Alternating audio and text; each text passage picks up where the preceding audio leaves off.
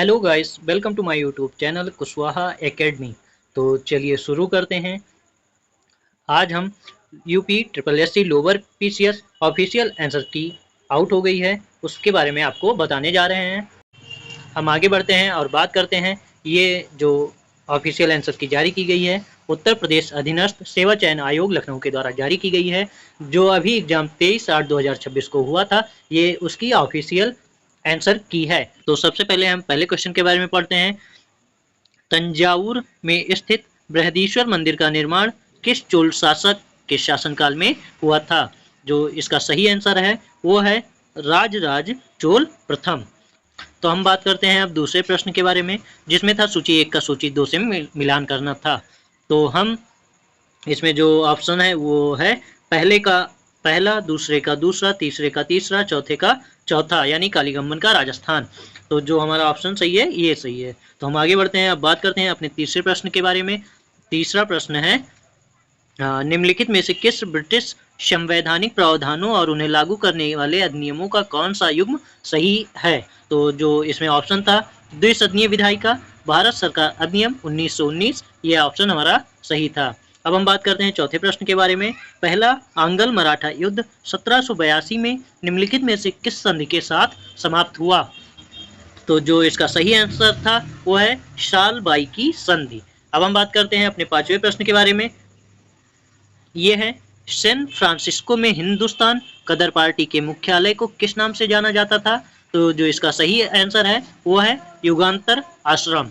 अब हम बात करते हैं अपने छठवें प्रश्न के बारे में, जो है 1892 में ब्रिटिश हाउस ऑफ कॉमन्स के लिए चुने गए पहले व्यक्ति कौन थे? तो जो इसका सही आंसर है वो है दादा भाई नौरोजी। अब हम बात करते हैं सातवें प्रश्न के बारे में।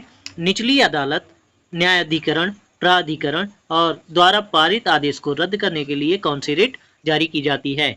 तो जो इसका सही आंसर है वो है उत्प्रेषण। अब हम बात करते हैं अपने आठवें प्रश्न के बारे में। निम्नलिखित में से कौन सा नोडल विभाग भारत सरकार की नागरिक अधिकार पत्र सिटीजन्स चार्टर के पहल के कार्यान्वयन और संवर्धन के लिए उत्तरदायी है? तो जो इसका ऑप्शन सही है वो है प्रशासनिक सुधार और लोक शिकायत विभाग, DARPG। अब हम बात करते हैं अपने नौवें प्रश्न के बारे में। संसद में किस समापन प्रस्ताव के तहत केवल महत्वपूर्ण खंडों पर बहस की अनुमति दी जाती है? तो जो इसका सही आंसर है वो है कंगारू समापन। अब हम बात करते हैं 10वें प्रश्न के बारे में। पेशा अधिनियम 1996 के अंतर्गत अनुसूचित क्षेत्रों में लघु वनोपज में का स्वामित्व किस प्राधिकारी में निहित है? तो जो इसका सही आंसर है वो है ग्राम सभा और पंचायतें। तो अब हम आगे बढ़ते हैं और अपने 11वें क्वेश्चन की ओर बढ़ते हैं, जो है माजुली द्वीप किस भारतीय राज्य में स्थित है? तो जो इसका ऑप्शन था वो था उपरोक्त में से कोई नहीं, और जो इसका अगर सही आंसर देखा जाए तो उसका है असम। ठीक, तो अब हम बढ़ते हैं आगे और अपने 12वें क्वेश्चन के बारे में बात करते हैं। 1965 में भारत सरकार का पहला निर्यात प्रसंस्करण क्षेत्र EPZ कहाँ स्थापित किया गया था? तो इसका सही आंसर है कांडला। अब हम बात करते हैं अपने 13वें प्रश्न के बारे में। निम्नलिखित में से कौन सा रोगजनक कुक्कुटों में रानीखेत रोग, जिसे न्यूक्लेस रोग भी कहा जाता है, के लिए उत्तरदायी है? वो है पैरामिक्सो वायरस। जो हमारा सही आंसर है वो है पैरामिक्सो वायरस। अब हम बात करते हैं अपने 14वें प्रश्न के बारे में। तो वह अनुपात जो कार्यशील आयु जनसंख्या पर गैर कार्यशील जनसंख्या के भार को दर्शाता है वो क्या कहलाता है? तो जो इसका सही आंसर था वो था पराश्रितता अनुपात। अब हम बात करते हैं 15वें क्वेश्चन के बारे में, जो है रॉकी पर्वत के पवन विमुख ढालों पर चलने वाली गर्म एवं शुष्क स्थानीय फॉर्न पवन कौन सी हैं? तो जो इसका सही आंसर है वो है चिनूक। अब हम बात करते हैं 16वें प्रश्न के बारे में। निम्नलिखित में से कौन सा विकल्प सतत विकास लक्ष्य SDG संख्या का उसके संबंधित लक्ष्य से सही मिलान है? तो जो हमारा सही ऑप्शन है वो है सतत विकास लक्ष्य 4 गुणवत्तापूर्ण शिक्षा। अब हम आगे बढ़ते हैं और 17वें क्वेश्चन के बारे में बात करते हैं। निम्नलिखित में से कौन सी भारत सरकार की पूंजीगत प्राप्ति नहीं है। तो जो इसका सही आंसर है वो है लाभांश आय। अब हम बात करते हैं 18वें प्रश्न के बारे में। पीएम आशा योजना के अंतर्गत दलहनों, तिलहनों और खोपरा की भौतिक खरीद के लिए कौन सी योजना उत्तरदायी है? तो जो इसका सही ऑप्शन है वो है मूल्य समर्थन योजना, PSS। अब हम बात करते हैं 19वें प्रश्न के बारे में। केंद्रीय सार्वजनिक क्षेत्र के उद्यमों के वर्गीकरण के अंतर्गत भारत सरकार द्वारा भारत संचार निगम लिमिटेड यानी BSNL को कौन सी रत्न श्रेणी प्रदान की गई है? वो है, इसका जो सही आंसर है वो है मिनी रत्न प्रथम यानी फर्स्ट। अब हम आगे बढ़ते हैं और बात करते हैं अपने 20वें क्वेश्चन के बारे में। रेलवे सुरक्षा को बढ़ाने के लिए भारत द्वारा कौन सी स्वदेशी स्वचालित ट्रेन सुरक्षा ATP प्रणाली विकसित की गई है? वो इसका जो सही आंसर है वो है कवच। अब हम बात करते हैं अपने 21वें प्रश्न के बारे में। 2026 में विंबलडन पुरुष एकल पुरस्कार खिताब किसने जीता? जो इसका सही आंसर है वो है जेनिक सिनर। अब हम आगे बढ़ते हैं और बात करते हैं अपने 22वें प्रश्न के बारे में। 2026 में भारत इंडोनेशिया संबंधों को मजबूत करने के लिए भारत के प्रधानमंत्री को किस इंडोनेशियाई राज्य सम्मान से सम्मानित किया गया था? तो जो इसका सही आंसर है वो है बितांग आदिपूर्णा, जो अभी हाल ही में दिया गया है। तो अब हम बात करते हैं अपने 23वें प्रश्न के बारे में। न्याय सेतु AI चैटबोट के संदर्भ में निम्नलिखित तथ्यों पर विचार कीजिए। तो जो इसका सही ऑप्शन था वो केवल प्रथम और द्वितीय इसमें सही था। ठीक है, तो अब हम आगे बढ़ते हैं और 24वें प्रश्न के बारे में बात करते हैं। किस पूर्व भारतीय राजनयिक को 2026 में संयुक्त राष्ट्र की आर्थिक, सामाजिक और सांस्कृतिक अधिकारों पर CESCR के लिए फिर से चुना गया है? जो इसका सही आंसर था वो है प्रीति शरण। अब हम बात करते हैं 25वें प्रश्न के बारे में। विनियामक अनुमोदन अनुज्ञप्ति और NBFC प्रमाण पत्रों के समर्पण से संसाधित करने के लिए RBI द्वारा कौन सा पोर्टल लॉन्च किया गया था? तो जो इसका सही ऑप्शन था वो था प्रवाह। अब हम बात करते हैं अपने नेक्स्ट क्वेश्चन के बारे में यानी 26 के बारे में। भारतीय वायुसेना में सम्मिलित पहले स्वदेशी के रूप में विकसित हल्के लड़ाकू हेलीकॉप्टर यानी LCH का क्या नाम है? तो जो इसका सही ऑप्शन है उसमें था नन ऑफ द एबव यानी उपरोक्त में से कोई नहीं। अब हम बात करते हैं 27वें प्रश्न के बारे में, जो है औषधि प्रतिरोधी श्वसन मार्ग संक्रमणों के उपचार के लिए किस नए भारतीय एंटीबायोटिक का विकास किया गया है? तो जो इसका सही ऑप्शन है वो है नेफ्रिथ्रोमाइसिन। अब हम बात करते हैं 28वें प्रश्न के बारे में, जो है इसरो ने 2025 में श्रीहरिकोटा आंध्र प्रदेश से अमेरिका के किस AST यानी स्पेस मोबाइल संचार उपग्रह को प्रक्षेपित किया? जो इसका सही आंसर है वो है ब्लू बर्ड ब्लॉक 2। अब हम बात करते हैं 29वें प्रश्न के बारे में। जेम्स वेब स्पेस टेलीस्कोप को किस विशिष्ट बिंदु पर स्थापित किया गया है ताकि यह सुनिश्चित हो सके कि पृथ्वी की समान गति से सूर्य की परिक्रमा करे? जो इसका सही आंसर है वो है सूर्य पृथ्वी L2 पॉइंट। अब हम बात करते हैं अपने 30वें प्रश्न के बारे में, जो था सूची 1 का सूची 2 से मिलान करना था। इसका जो सही ऑप्शन है वो है जैसे पहले का है चौथा और तीसरे का है दूसरे का है तीसरा और जो तीसरे का है वो है पहला और जो हेलिना है वो है टैंक रोधी निर्देशित मिसाइल। तो जो हमारा ऑप्शन है सही है ये। तो अब हम आगे बढ़ते हैं और अपने 31वें प्रश्न के बारे में पढ़ते हैं, जो है निम्नलिखित में से कौन सा अनुक्रम पारंपरिक कोयला संचालित पावर स्टेशन में ऊर्जा रूपांतरण का सही ढंग से दर्शाता है? तो इसका जो सही आंसर है वो है सबसे पहले रासायनिक, फिर ऊष्मीय, फिर यांत्रिक, फिर विद्युत। जैसे जो कोयला स्टेशन होता है ये ऐसे ही परिवर्तित करता है, जैसे कोयला पहले रासायनिक रूप में होगा, फिर ऊष्मीय रूप में होगा, फिर यांत्रिक में होगा, सबसे लास्ट में वह ऊर्जा के रूप में यानी विद्युत के रूप में रूपांतरित होता है। अब हम अपने 32वें क्वेश्चन के बारे में बात करते हैं। किस प्रभाव के कारण नैनो कणों का गलन ताप उनके आकार के घटने के साथ घट जाता है? तो जो इसका सही ऑप्शन है वो है गिब्स थॉम्सन प्रभाव। अब हम बात करते हैं नेक्स्ट क्वेश्चन के बारे में। कौन सी तकनीक रेडियो लेबल किए गए DNA संपरीक्षित यानी प्रोबों का उपयोग करके एक विशिष्ट DNA अनुक्रम की पहचान करती है? ये है सदर्न ब्लॉटिंग। अब हम बात करते हैं अपने 34वें क्वेश्चन के बारे में। काला आजार, वेसरल लीशमैनियासिस, जो भारत में उन्मूलन के लिए लक्षित एक परजीवी रोग है।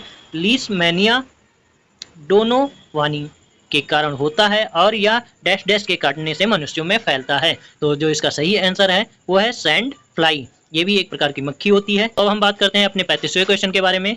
General data protection regulation DGPR के अंतर्गत बुला दिए जाने वाले अधिकार किसी व्यक्ति को क्या करने की अनुमति देता है। जो इसका सही आंसर है कुछ व्यक्तिगत डाटा को मिटाने का अनुरोध करना। अब हम अपने नेक्स्ट क्वेश्चन पे जाते हैं जो है 36वां। निम्नलिखित में से कौन सा अंतर्राष्ट्रीय सम्मेलन स्थायी कार्बनिक प्रदूषकों यानी POPS के उन्मूलन या न्यूनीकरण से संबंधित है। जो इसका सही आंसर है वो है स्टॉकहोम सम्मेलन। अब हम आगे बढ़ते हैं और बात करते हैं अपने नेक्स्ट क्वेश्चन की। वो है भारत में आपदा निगरानी की मुख्य भूमिका के साथ कौन सा संयोजन सही सुमेलित है। तो जो इसका सही आंसर था IMD चक्रवात, CWC बाढ़ और INCOIS सुनामी से संबंधित है। तो अब हम बात करते हैं नेक्स्ट क्वेश्चन के बारे में जो है 38वां प्रश्न।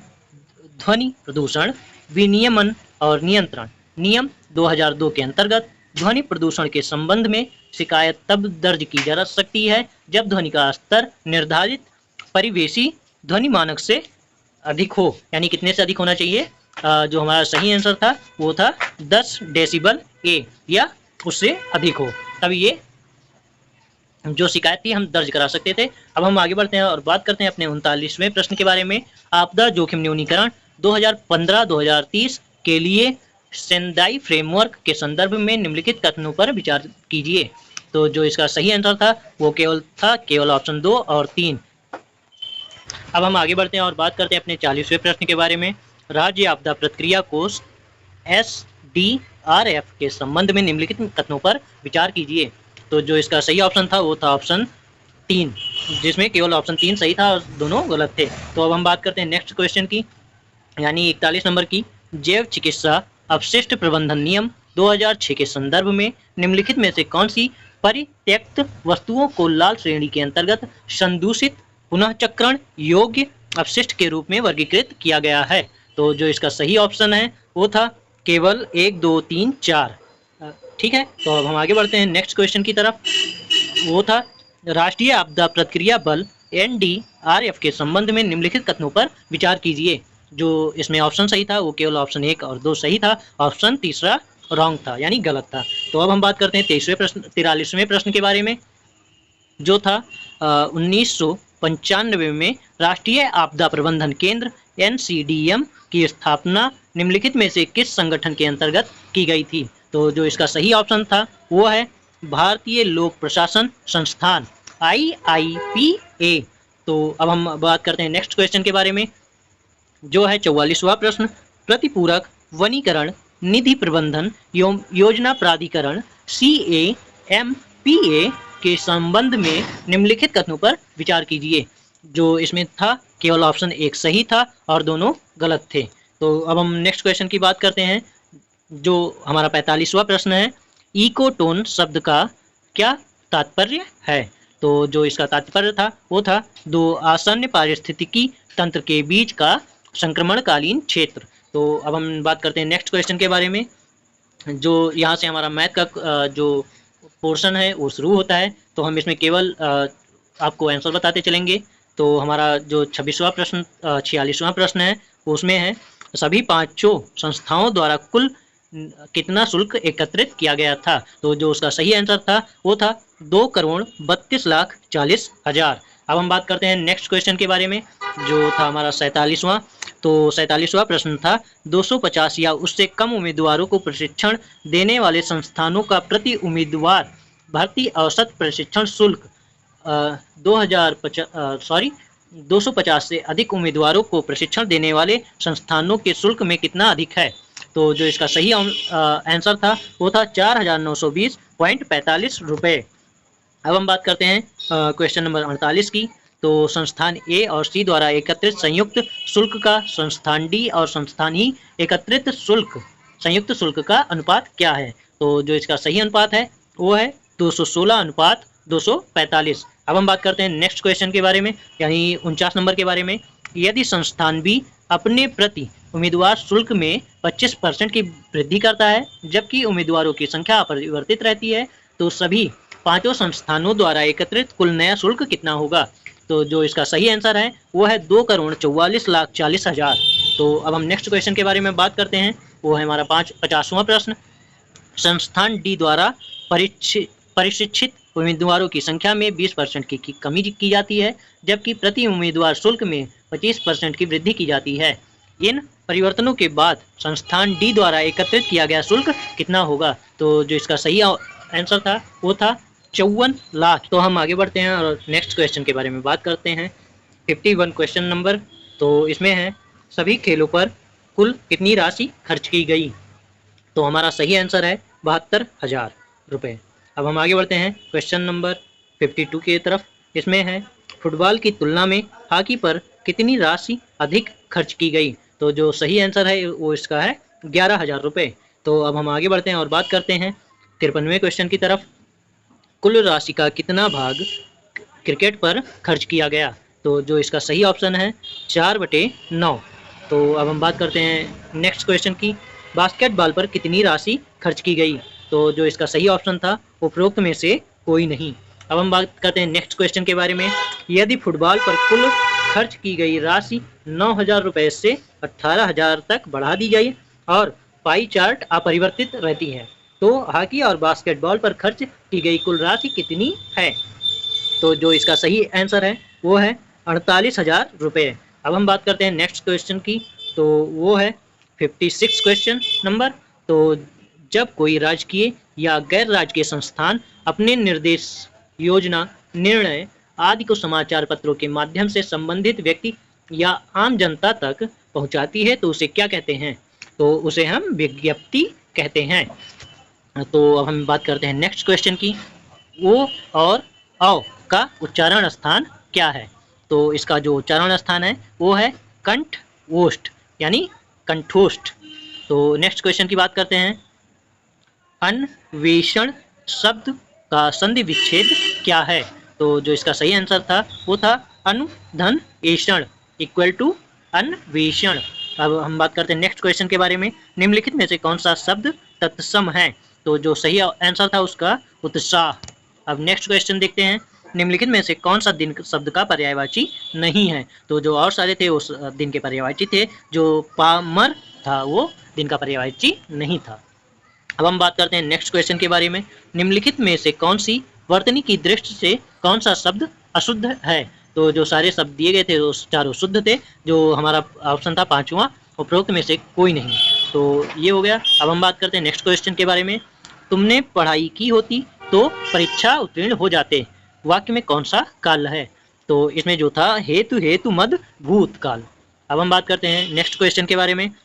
निम्नलिखित में से कौन सा वाक्य अशुद्ध है? तो जो हमारा सही ऑप्शन था प्रमाण सहित स्पष्ट कीजिए। तो इसमें जो जैसे प्रमाण लिखा है और सहित भी लिखा है, तो चाहे प्रमाण स्पष्ट कीजिए या प्रमाण सहित स्पष्ट कीजिए, जो इसका सही शुद्ध वाक्य होगा। अब हम बात करते हैं नेक्स्ट प्रश्न के बारे में। निम्नलिखित में से किस विराम चिन्ह का उपयोग युग्म शब्दों के मध्य या दो शब्दों के संबंध स्पष्ट करने के लिए तथा शब्दों को दोहराने की स्थिति में किया जाता है? तो जो इसका सही आंसर है वो है योजक चिन्ह।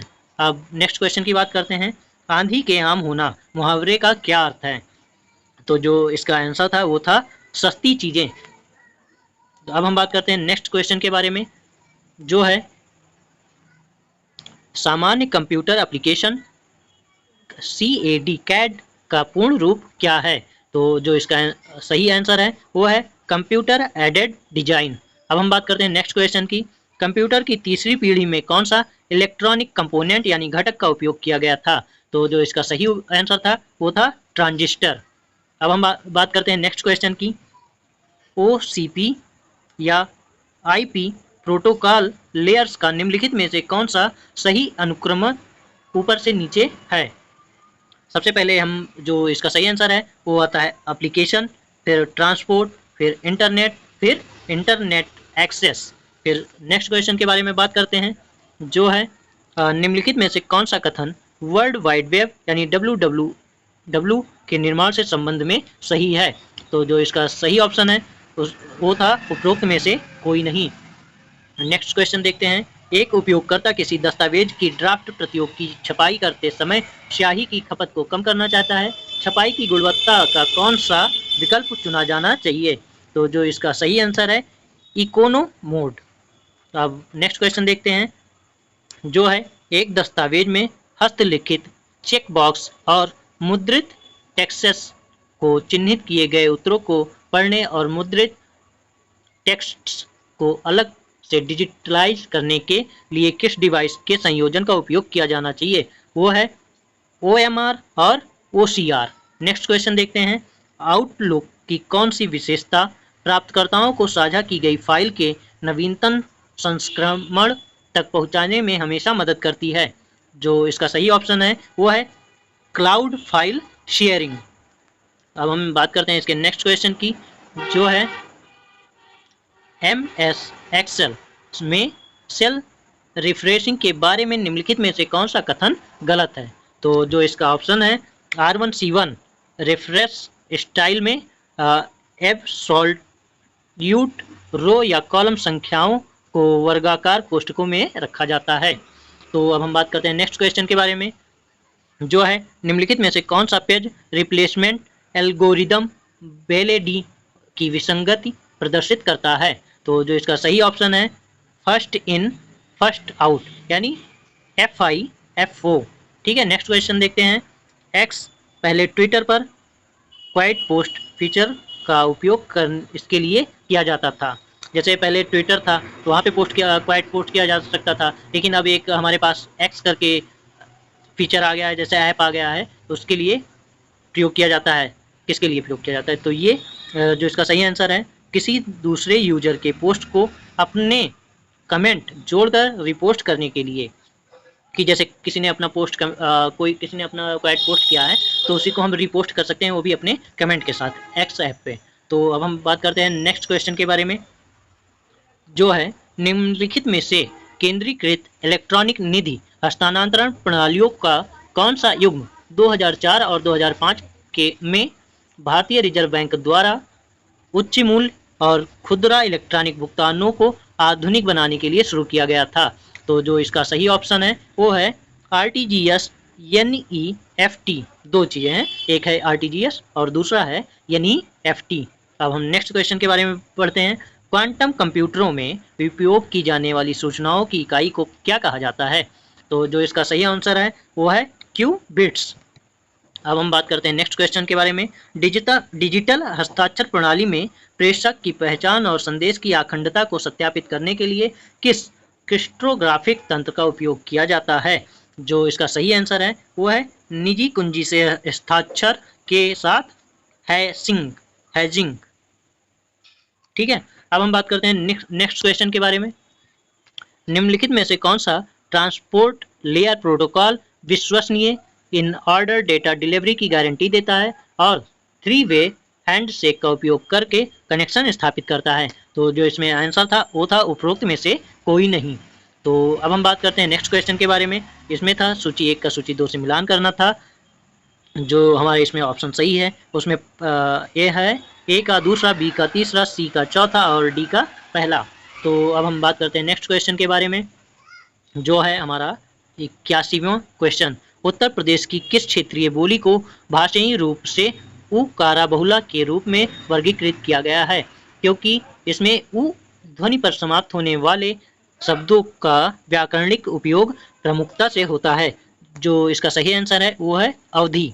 अब हम बात करते हैं नेक्स्ट क्वेश्चन के बारे में। क्रांतिकारी महाकाव्य राम की शक्ति पूजा, जो अपनी उदात्त शैली और भावनात्मक तीव्रता के लिए प्रसिद्ध है, किस छायावादी कवि ने लिखा था? तो जो इसका सही आंसर है वो है सूर्यकांति त्रिपाठी। नेक्स्ट क्वेश्चन देखते हैं। निम्नलिखित में से किस कृति में चित्रकूट को रामगिरी कहा गया है? वो है, जो इसका सही आंसर है वो है मेघदूत। अब हम बात करते हैं अपने नेक्स्ट क्वेश्चन की, जो है 84 उत्तर प्रदेश में स्थित इको पर्यटन गंतव्य चुका बीच निम्नलिखित में से किस टाइगर रिजर्व में स्थित है? तो जो इसका सही आंसर है वो है पीलीभीत टाइगर रिजर्व में। तो नेक्स्ट क्वेश्चन देखते हैं, उत्तर प्रदेश में स्थित कौन सा स्मारक इस्तांबुल के से शबाइलम पोर्ट यानी बाब ए हुमायूं की स्थापत्य कला से प्रेरित है? तो जो इसका सही आंसर है वो है रूमी दरवाजा। तो नेक्स्ट क्वेश्चन देखते हैं, अकबर और उसके उत्तराधिकारियों के शासनकाल के दौरान बस्ती जिले का क्षेत्र अवध सूबे की किस सरकार से संबंधित था? तो जो इसका सही आंसर है वो है गोरखपुर सरकार। नेक्स्ट क्वेश्चन की बात करते हैं, ज्ञानोदय के बाद गौतम बुद्ध ने अपना सबसे पहला उपदेश कहाँ दिया था? तो जो इसका सही आंसर है वो है सारनाथ। नेक्स्ट क्वेश्चन देखते हैं, जनवरी 2023 में वाराणसी से रवाना किए गए दुनिया के सबसे लंबे नदी क्रूज में से एक का क्या नाम है? तो जो है वो है MV गंगा विलास, जो इसका सही आंसर था। तो हम नेक्स्ट क्वेश्चन की बात करते हैं, किस अंतर्राष्ट्रीय वित्तीय संस्थान ने भूमि सुधार परियोजनाओं के लिए उत्तर प्रदेश भूमि सुधार निगम के साथ सहयोग किया है? वो है सही आंसर जो है इसका विश्व बैंक। नेक्स्ट क्वेश्चन देखते हैं, उत्तर प्रदेश का जो एक जिला एक उत्पाद है इसमें भी एक पहली सूची का मिलान दूसरी सूची से करना है। तो हम देखते हैं जो इसका सही आंसर है वो है पहले का पहला, दूसरे का दूसरा, तीसरे का तीसरा और चौथे का चौथा। जैसे बदायूं का जरी जरदोजी, अयोध्या का गुड़, बलिया का बिंदी और बांदा का सजर पत्थर। अब हम बात करते हैं नेक्स्ट क्वेश्चन के बारे में, जो है उत्तर प्रदेश में एक पेड़ माँ के नाम वृक्षारोपण महायज्ञ 2026 के अंतर्गत किसानों को किस निम्नलिखित में से क्या वितरित किया गया था? तो वो था कार्बन क्रेडिट प्रमाण पत्र। अब हम बात करते हैं नेक्स्ट क्वेश्चन की, उत्तर प्रदेश के बलरामपुर, गोंडा, बहराइच और श्रावस्ती जिले में निम्नलिखित में किस मंडल के अंतर्गत आते हैं? तो जो इसका सही ऑप्शन है वो है देवीपाटन मंडल। तो अब हम बात करते हैं अपने नेक्स्ट क्वेश्चन के बारे में, उत्तर प्रदेश के स्कूलों और शैक्षणिक संस्थानों में जल संरक्षण के बारे में जागरूकता को बढ़ाने के लिए अप्रैल 2026 में कौन सी पहल शुरू की गई? जो ये योजना थी वो जल पखवाड़ा के नाम से थी। हम बात करते हैं नेक्स्ट क्वेश्चन के बारे में, उत्तर प्रदेश के बहराइच के करीकोट गांव को निम्नलिखित में से किस श्रेणी में इंडियन सब कॉन्टिनेंट रिस्पॉन्सिबल टूरिज्म अवार्ड 2025 प्राप्त हुआ है? जो इसका सही आंसर था वो था शांति, समझ और समावेश। अब हम बात करते हैं अपने नेक्स्ट क्वेश्चन के बारे में, इसमें भी सूची 1 का मिलान सूची 2 से करना था, जिसका सही आंसर है पहले का तीसरा, दूसरे का चौथा और तीसरे का पहला और चौथे का दूसरा। अब हम बात करते हैं नेक्स्ट क्वेश्चन के बारे में, जो है निम्नलिखित में से किस हॉकी खिलाड़ी का जन्म उत्तर प्रदेश के प्रयागराज इलाहाबाद में हुआ था? तो जो हमारा सही आंसर है वो है मेजर ध्यानचंद्र। अब हम बात करते हैं नेक्स्ट क्वेश्चन के बारे में, गुप्त शासन के पतन के बाद कन्नौज को प्रथम अपनी राजधानी बनाकर किस राजवंश का उदय हुआ? जो इसका सही आंसर है वो है मौखरी राजवंश था। तो अब हम बात करते हैं नेक्स्ट क्वेश्चन के बारे में, महात्मा गांधी काशी विद्यापीठ वाराणसी के संस्थापक कौन थे? जो थे बाबू शिव प्रसाद गुप्त जी थे। अब हम बात करते हैं नेक्स्ट क्वेश्चन के बारे में, जो है निम्नलिखित में से कौन सा घटक समग्र शिक्षा योजना में विलीन नहीं किया गया? वो है मध्याह्न भोजन योजना यानी मिड डे मील जो स्कीम थी उसको इसमें सम्मिलित नहीं किया गया था। अब हम बात करते हैं नेक्स्ट क्वेश्चन के बारे में, जो है निम्नलिखित में से कौन सी योजना उत्तर प्रदेश के नंद बाबा दुग्ध मिशन का हिस्सा नहीं है? वो है कामधेनु डेयरी योजना। आज की वीडियो हमारी यहीं पे समाप्त होती है। तो हमने देखा आज UPSSC लोअर PCS की ऑफिशियल आंसर की, इसमें कुछ क्वेश्चंस इजी थे, कुछ क्वेश्चंस टफ थे और कुछ क्वेश्चंस मॉडरेट थे। तो इसमें जैसे हम आशा करते हैं कि आप सभी का पेपर बहुत अच्छा हुआ होगा और आप सभी को आगे के लिए बहुत बहुत शुभकामनाएं। और आज की हमारी वीडियो यहीं पे समाप्त होती है। तो अगर आपको हमारी वीडियो अच्छी लगी हो तो आप हमारी वीडियो को लाइक करें, कमेंट करें और शेयर करें और हमारे चैनल को सब्सक्राइब करें। धन्यवाद। आपका दिन शुभ हो।